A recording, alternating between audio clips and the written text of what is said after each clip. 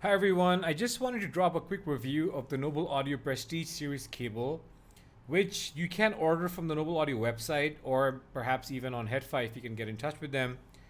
And these are some fantastic cables, guys. And I know a lot of you might not be cable believers, but bear with me for a second because cables do make a difference to sound, even if minimal. So I don't, of course, think that a cable can completely change the sound of an IM. I do believe in sources though, and I do believe that if you get the right source pairing, you can make an IM from sounding terrible to sounding pretty great. So this IMs, for example, are the Kinera Norns, and they can be bright of certain sources. They are bright, I think, not in a bad way per se, but they can be sometimes exacting. So I do think that certain sources can make these more, more palatable and a little more inviting. And so instead of getting that sort of pain in the treble, you can get the sparkliness. So you can sort of make a good thing out of a sort of perhaps an iffy thing. So sources do matter, guys, and I have a whole variety of sources that I've used over time. I have the Sony WM1 ZM2 DAP. I have the Kine Innate Mark II DAP. I have the Aroma Audio Air Bluetooth DAC amp. I have a bunch of dongles, and I of course also use a BTR7 from FiO, especially when I go for walks and stuff, which is right here. So I do like having different kinds of sources, which I do think add to the flavor of the presentation of your IMs. Sources can make or break IMs, but cables not so much. I feel like cables I use mostly for ergonomics, and I do perceive some enhancement in sound quality with some cables. Like, I'll talk about ergonomics first. So this is one cable that comes with the Aroma Audio Jewels.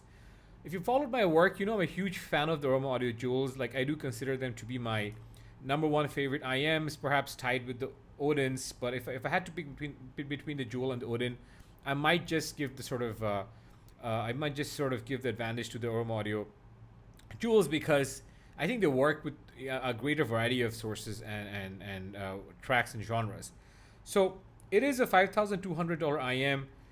I did not pay full price for my Jewels, but that said, just look at the cable that it comes with. It's not. It's a great sounding cable. Don't get me wrong. I've tried higher end cables with the Jewel. And these higher end cables have made a small difference sonically, perhaps by sort of deepening the bass or just making the presentation slightly wider and what have you. But this cable sounds fantastic. But look at what this looks like and feels like. It doesn't coil very well. It doesn't have great skin feel, and it's just not a cable one would use. Even I'm looking for another cable from my Aroma Audio Jewels. So cables do matter, guys. Like, and cables can get pretty expensive. You have this Orpheus cable from PW Audio that is very expensive, around 6,000 US dollars. You can get a Centurion cable from Effect Audio, which is like $5,000, and it's a wonderful cable. You can also get a bunch of Elitech cables, which are fantastic. The O2 Laura from Elitech is just amazing, around $3,000. I use a First Times audio cable, a PW Audio cable. It's to be precise, it's a PW Audio cable, and it's called the First Times. This is the non-shielded version.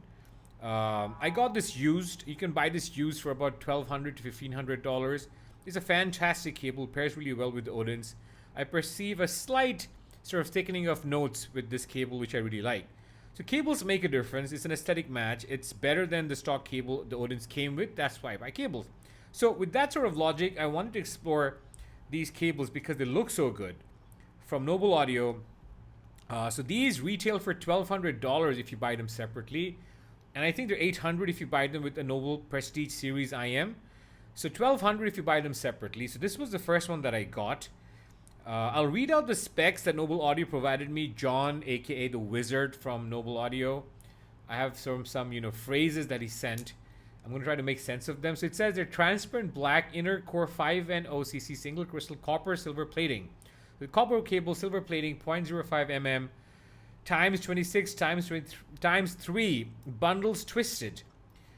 And the rest is basically they have some TPEE environmental protection, sea green material. This is called sea green. It's a very nice looking material. It's wrapped in oxygen free copper silver foil, and its total outer diameter is 1.4 mm. So it's a thick cable. It's a thick cable that is not very difficult to braid. I don't mind the thickness or the weight because these splitters are just stunning to me. There are different types of wood that I got these splitters made out of. This is one type which I'm using with my Dita Perpetua, another of my favorite IMs, and I got this recently that I'm using with my Fur Audio Xenon 6. So sonically, I do perceive an upgrade, guys, with this cable on the Xenon 6. The Xenon 6 is highly resolving. And the upgrade that I perceive on the Xenon 6 has to do with just a greater amount of clarity in the treble, although it's a copper cable. And I know copper cables are often thought of as warmer cables or cables that give a warmer presentation. And the Xenon 6 is warm to start with. I don't perceive any added warmth because of this copper cable from Noble Audio. I perceive just somewhat a greater degree of incisiveness to notes. Bass, if anything, is slightly lessened. I don't get the mid bass bloat. And overall, it's a more incisive presentation with greater clarity. And I love this cable, guys. It's $1,200 if you buy this new without anything else. I got a discount on this, but that's the price, $1,200 if you want to buy this. The same cable is here that I'm using with the Dita Audio Perpetua. With the Perpetua, the Perpetua has amazing soundstage presentation. It's very deep and wide and holographic. And with this cable, it's not necessarily a direct upgrade over the Perpetua stock cable, which sounds pretty fantastic on its own. However, in relation to the stock cable, I just noticed this greater sort of perception of micro level signals, low level signals, like greater sort of environmental cues and sort of ambient noises and all that. And I love this cable as well, guys. So two cables from the same manufacturer, Noble Audio. A big shout out to John, aka the Wizard. I bought the first cable, which was the Dita Perpetua cable from him in Singapore. I just got him and carrying a cable. I liked it. I said, hey, can I have it? He said, sure. And then after I liked it, I wanted a second one. And then I said, let me review the cable and talk to people about where they can get it if they wanted to, since it is in many ways not as expensive as high-end cables can get. High-end cables can, set you back like a few $1,000s. So in that case, so given that context, it's not as expensive. It's like I said, $1,200 if you buy this separately, according to Jean. And that's about it. So that's my Dita Perpetua cable. It's not coiling as nicely as I hoped it would. It does usually. And this is my cable for the Xenon 6. And this is, of course, the PW Audio first time non-shielded cable. Great cables, all of them. You can't go wrong with these cables. But of course, I do want to disclaim that the sound differences are not huge. A lot of you might not hear them. It might well be placebo for a lot of you, and that's fine. That's not a debate I want to get into.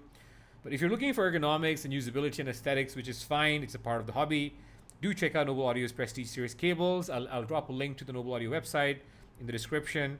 That's it from me, Sajid. I'm signing out, and I'll see you in my next one. Bye-bye.